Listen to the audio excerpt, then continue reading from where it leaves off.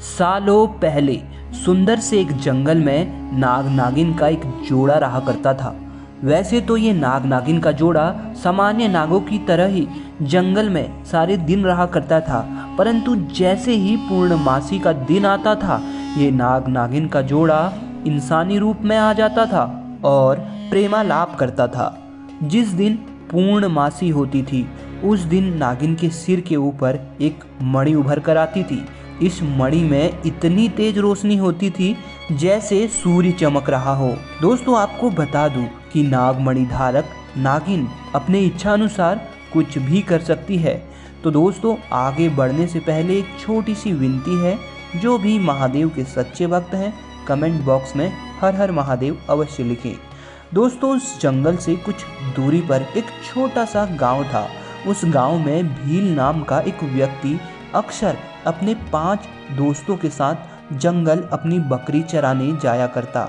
एक दिन भील और उसके दोस्त जब अपनी बकरी चरा रहे थे, तो रास्ते में उन्हें एक हिरन दिखा।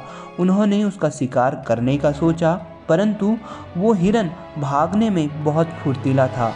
उसके शिकार के चक्कर में अब रात हो चली थी और वे अभी जंगल में ही थे। दोस्तों, उस दिन पूर्णिमा थी और आकाश में चांद चमक रहा था, परंतु उस चांद से भी तेज कोई एक चीज चमक रही थी और वो थी नागिन की नागमणि। जब भील और उसके दोस्तों ने एक तेज चमकती रोशनी देखी, तो वे रोशनी की तरफ बढ़ चले और जब वे वहां पहुंचे जहां से रोशनी आ रही थी, तो उन्होंने जो देखा, उन सभी के होश उड़ गए। उन्होंने देखा एक खूबसूरत स्त्री अपने हाथ में नागमणि थामे है, साथ ही बगल में एक सुंदर पुरुष खड़ा है। वे ये सभी नज़ारा छुप के देख रहे थे। भील की आंखों में उस नागमणि की चमक छप सी गई थी। उस रात वो अपने दोस्तों के साथ वापस घर तो आ गया, परंतु उसके दिमाग में उस नागमणि को पाने की इच्छा प्रबल होती चली गई। एक दिन भील ने अपने 5 दोस्तों को बुलाया और बोला, अगर हमें वह नागमणि मिल जाए जो उस दिन हमने उस नागिन के हाथों में देखी थी, तो फिर हमें अमीर होने से कोई नहीं रोक सकता। फिर उसने अपने दोस्तों को एक प्लान समझाया और उन्हें 6 बंदूकों का इंतजाम करने को कहा। फिर वे पूर्णमासी की रात का इंतजार करने लगे और वो रात भी आई जब पूर्णमासी का चांद निकला। वे उसी जगह छुप गए थे जहां उन्होंने पहली बार नाग नागिन को नागमणि के साथ देखा था। पूर्ण चांद निकलते ही नाग नागिन का वह जोड़ा उन्हें दिखाई दे गया।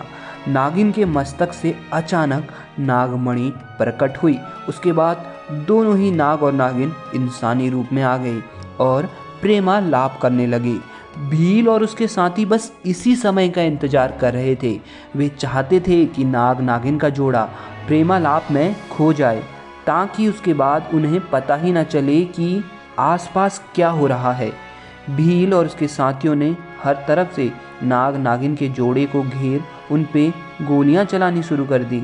नागिन को बचाने के चक्कर में नाग के सिर पे गोली लगने से वो वहीं मर गया। उधर नागिन को भी गोली लगी, जिससे वे घायल होकर बेहोश हो गई।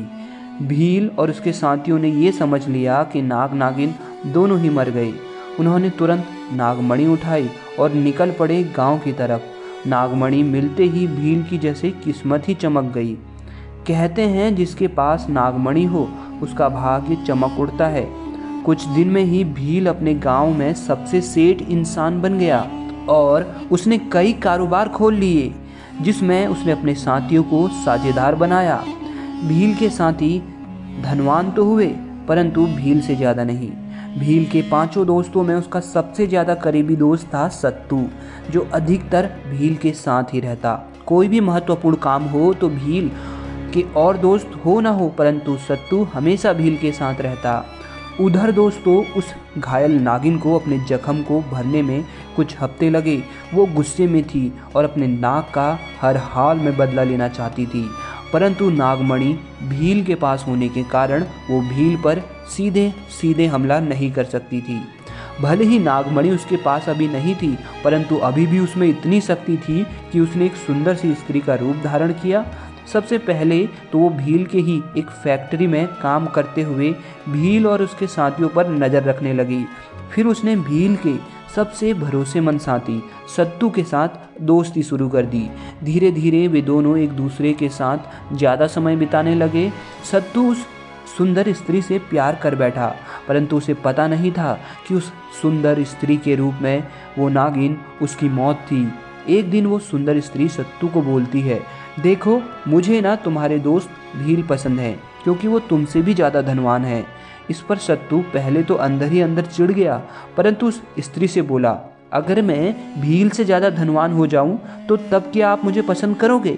तो इस पर उस स्त्री ने हाँ बोल दिया। सत्तू था बेवकूफ़, उसने उस स्त्री के सामने सब कुछ बोल दिया। उसने उस स्त्री को बताया कि भील के पास एक नागमणि है, जिसकी वजह से भील इतना धनवान हुआ।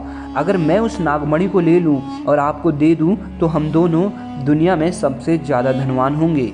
इस पर वह स्त्री खुश हो गई और बोली, मुझे अब आप वह नागमणि ला के दो, तभी मैं आपसे बात करूंगी। फिर क्या था, सत्तू भील का खास था तो उसे वह जगह पता थी जहां भील नागमणि को छुपाया करता था।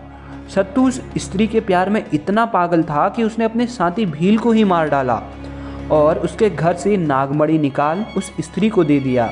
परंतु जैसे ही नागमणि उस सुंदर स्त्री के पास आई, उसने अपना असली रूप दिखाया और नागिन बन सत्तू को डस डस कर मार डाला। भील तो पहले ही मर चुका था और जो बाकी बचे उसके साथी थे, उसको भी नागिन ने एक एक कर मार डाला और इस तरह नागिन ने अपने नाग के मौत का बदला लिया। दोस्तों, कभी भी नागिन के नागमणि को नहीं छीनना चाहिए, क्योंकि वही नागमणि उसकी मौत बनती है जो उसे छीनता है। माना जाता है कि इच्छाधारी नागिन की जिंदगी हजारों साल की होती है और उसके मरते ही उसकी नागमणि भी नष्ट हो जाती है।